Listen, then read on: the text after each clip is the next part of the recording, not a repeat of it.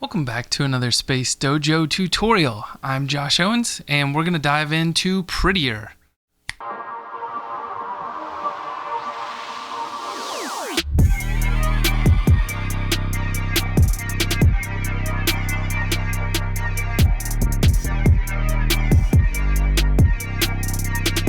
Alright, so as we get started here, I want to go ahead and create a new Gatsby site.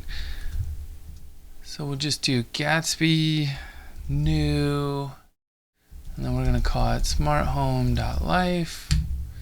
We got a new project my son and I are working on, so we'll just get this set up real quick. It's going to yarn install everything for us.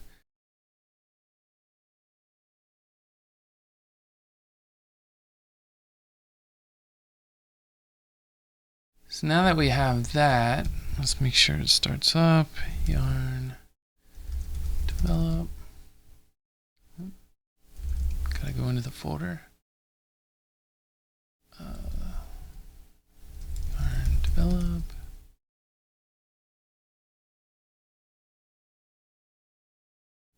Should start our Gatsby app.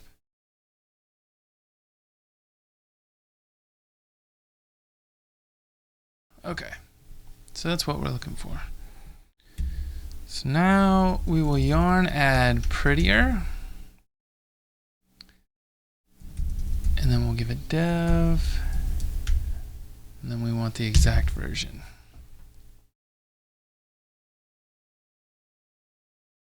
So let's do this. Let's get into the editor.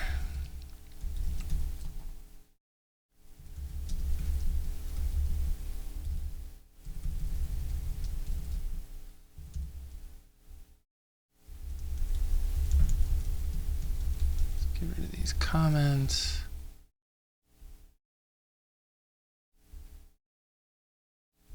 And then let's clean this to be one line. And see what Prettier does with it.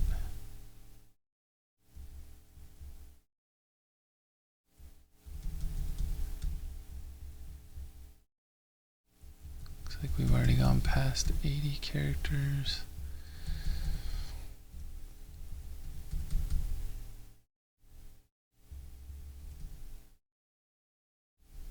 There we go. So we'll write that. Get out of there, and we'll run Prettier again. Yarn Prettier, we're just going to tell it to write to the file.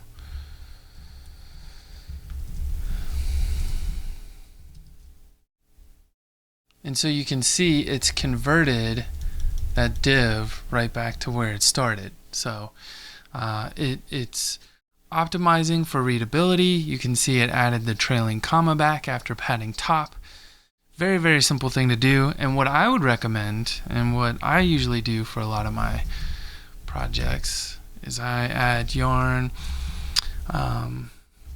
pretty quick and husky. We'll say those to be dev dependencies. That means they're only needed to run in the development environment. They wouldn't be part of your bundle when you're deploying this. So now we've got Husky and we've got pretty quick installed. So what we can do is go into our package JSON, and we can add a Husky bit in here. Husky. And for that, we're going to have a new object. Oops, we need a comma here. And then we're going to do hooks.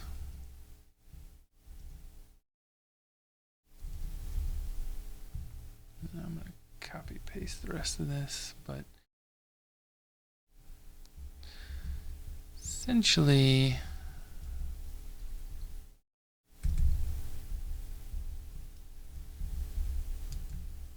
we want to use pretty quick. So Husky will be something that runs when you're done committing or after your commits are done. So this will be a pre-commit hook that runs This hooks into Git, pre-commit hook, and it's going to run pretty quick for any files that are staged. So let's see what that looks like. We've got some changes here to package JSON, yarn lock, and then a change that we made to the layout. So let's go back into the layout, source components layout. If I can type today.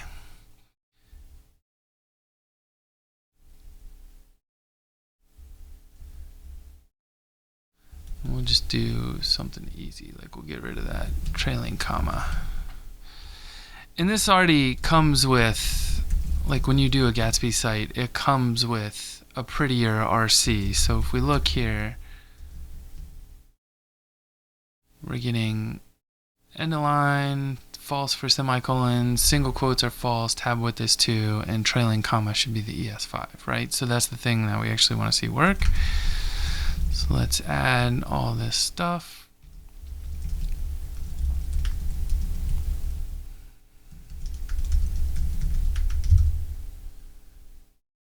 So we say setting up Prettier.